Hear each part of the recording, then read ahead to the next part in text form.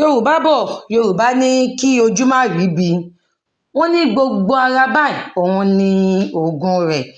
Ṣé nígbà tí ojú Yínká tí ó fẹ́ rí ibi báyìí, ṣé gbogbo ara tó jẹ́ òògùn ibi ṣé ó wá ran titi Yínká báyìí? Gẹ́gẹ́ bí gbogbo àwa olólùfẹ́ actress Fisáyọ̀mí Àbẹ̀bí, gẹ́gẹ́ bí a ti ń retí apá kẹta sinimá wọn èyí tí a mọ̀ sí Láfíndárà. Ní èní òun ni a rí tí òṣèrébìnrin náà tí wọ́n drop kékeré nínú apá kẹta èyí tí ó ń bọ̀ lọ́nà, èyí tó ń ṣe ṣókí, tí a dẹ̀ mọ̀ pé ṣókí báyìí òun ni ọbẹ̀ oge. Ṣókí nínú apá kẹta sinimá náà, òun náà ni wọ́n drop sí orí Yorùbá Premium Plus ní orí YouTube ní èní.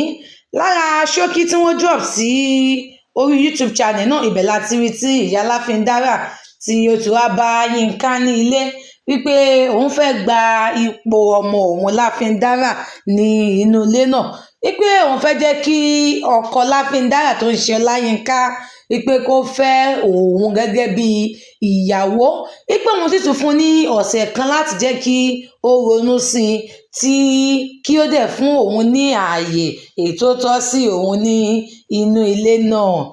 Gẹ́gẹ́ bí àwa olólùfẹ́ actress Fisáyọ̀mí Àbẹ̀bí tí a ti ń retí apá kẹta sinimá náà, fún àwa tí a ti wo apá kìíní àti apá kejì, mo lérò pé sinimá náà àìtí ìgbàgbé, àrántí ibi tí ó parí sí, tí ìyàwó tí wọ́n fẹ́ lé Láfíndárà èyí tí ó ti Láfíndárà ṣubú. A tilẹ̀ mọ̀ bóyá nǹkan ṣe Láfíndárà àbí nǹkan kan ò ṣe.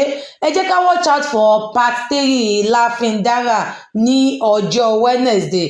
Gẹ́gẹ́ bí òṣèré náà ṣe sọ, èyí tó ń ṣe Fisáyọ̀mí Àbẹ̀bí, ó ní apá kẹta sinimá náà wípé ó máa jáde ní Wednesday, èyí tó ń ṣe on the 19th of this month. Ẹ jẹ́ ká watch out for apá kẹta kí a lè mọ nǹkan tí ó ṣẹlẹ̀ gangan, kí a lè mọ̀ bóyá àlá òun ni wọ́n show fún wa nínú ṣókí tí wọ́n fi hàn wá nínú apá kẹta, because tí kò bá ṣe àlá ni, bó ni ìyá ṣe máa lóun fẹ́ gba ipò ọmọ òun ní ilé ọkọ.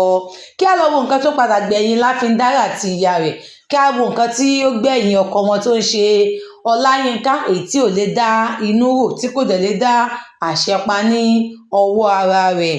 Fún àwa tí a dẹ̀ tí wo Láfíndárà, ẹ jẹ́ kí a lọ wo sinimá náà apá kìíní àti apá kejì tí ó wà lórí Yorùbá Premium Plus ní orí YouTube. Sinimá náà dùn púpọ̀, ó dẹ̀ tún kọ́ni ní ẹ̀kọ́.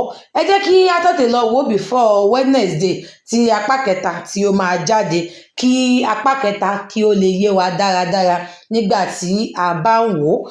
Ẹ jẹ́ tún lè subscribe sí orí YouTube channel wa yìí láti fi lè máa rí àwọn movie review ní ìgbàkúgbà tí a bá ń jù wọ́n sílẹ̀, tí a sì gbàládùra pé ojú, etí àti ọwọ́ etí ẹ̀ náà láti fi máa gbọ́, láti fi máa rí àti láti fi máa tẹ subscribe button náà.